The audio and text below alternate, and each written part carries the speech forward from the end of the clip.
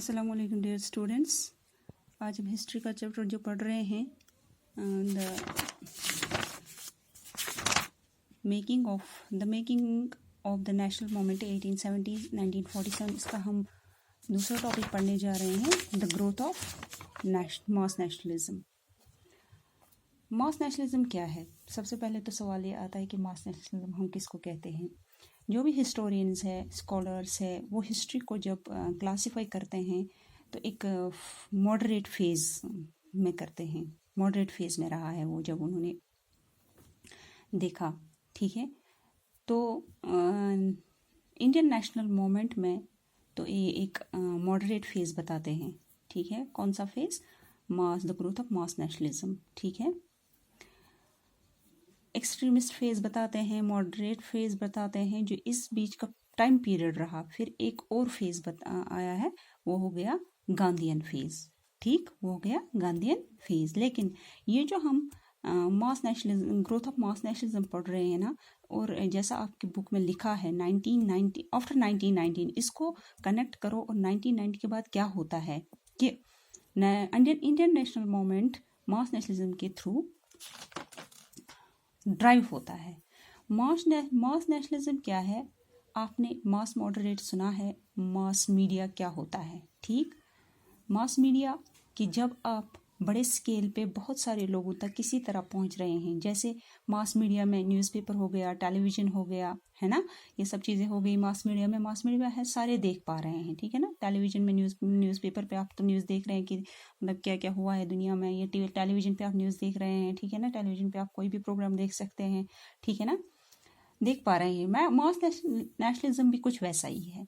मास मतलब क्या है? लोग। मास हम लोगों को बोलते हैं। तो मास नेशनलिज्म क्या होता है? जब नेशनलिज्म की फीलिंग होती है, जब सारी चीज़ें कंट्री के अंदर हर इंसान इनकलकेट करता है, या फिर उस आइडिया के थ्रू वो अपने आप को जोड़ने की कोशिश करता है, तो वो मास नेशनलिज्म कहलाता है, ठीक है। आया समझ?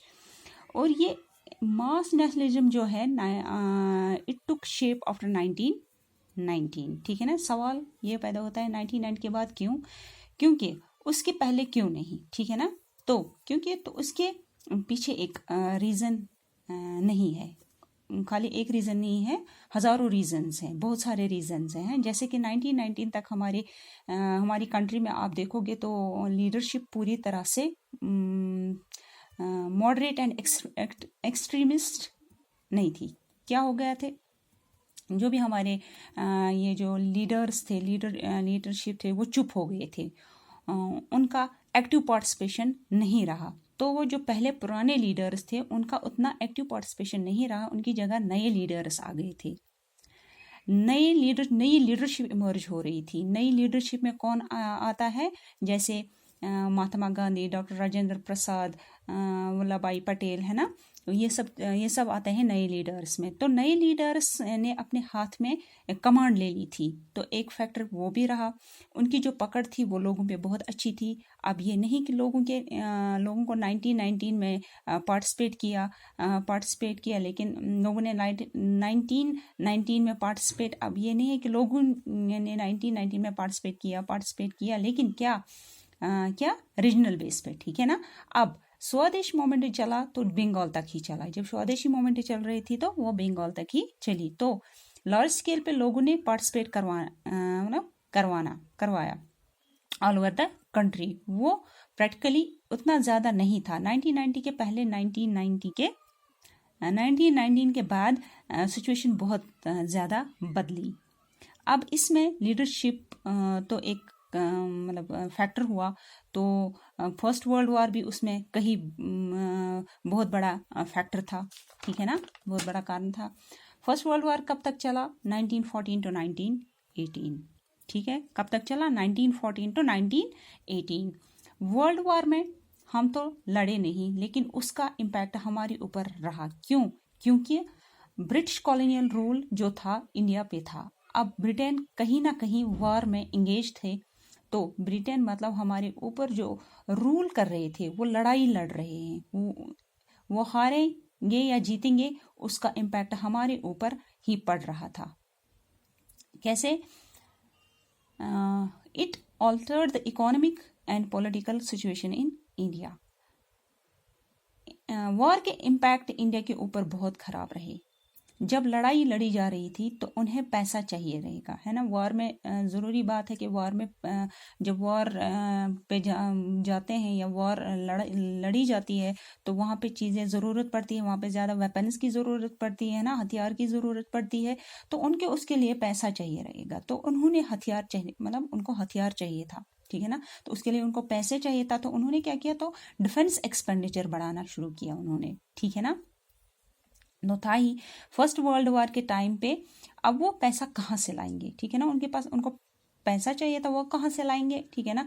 देयरफॉर गवर्नमेंट इंक्रीज टैक्सेस, तो उन्होंने क्या किया, उन्होंने टैक्स इंक्रीज किया, ठीक। तो उन्होंने क्या किया, टैक्स बढ़ा दिया। ब्रिटिश गवर्नमेंट ने इंडिया में टैक्स बढ़ाना स्टार्ट किया, क्योंकि इन्हें अपनी वॉर एक्सपेंडिचर जो था उससे कहीं ना कहीं से अरेंज करना था, ठीक है ना। तो उन्होंने इंडियंस के ऊपर टैक्स बढ़ा दिया। ये तो एक फैक्टर था। हम ब्रिटिश रूल से परेशान थे, वो क्या कर रहे हैं, वो हमारा एक्सप्लॉयटेशन कर रहे थे। अब उन्होंने जो टैक्स बढ़ाया तो इसके चलते गरीब लोगों को परेशानी उठानी पड़ी। अब मास नेशनलिज्म की अगर हम बात कर रहे हैं, ठीक है ना, तो जब तक किसी भी चीज़ का इम्पैक्ट एकदम रूल लेवल पे हर इंसान सफ़र नहीं करेगा, वो इंसान इस चीज़ के अगेंस्ट में खड़ा नहीं होगा, ठीक। हर इंसान जो टैक्स बढ़ाएगा सबकी हालत ख़राब होती है। टैक्स बढ़ाने से अब जब बहुत सबके ऊपर इम्पैक्ट हुआ, लोगों के ऊपर टैक्स बढ़ने का, तो सारे लोग इंक्लूड होने लगे, मतलब होंगे ना, ठीक है ना। और नेशनलिज्म कहाँ से आई, सफरिंग से आई है। नेशनलिज्म सफरिंग से आई है। जब उन्होंने देखा ये सब सफ़र कर रहे हैं तो उन्होंने सोचा क्यों ना सब एक साथ इकट्ठे होके इन्हें हटा दें, ठीक है।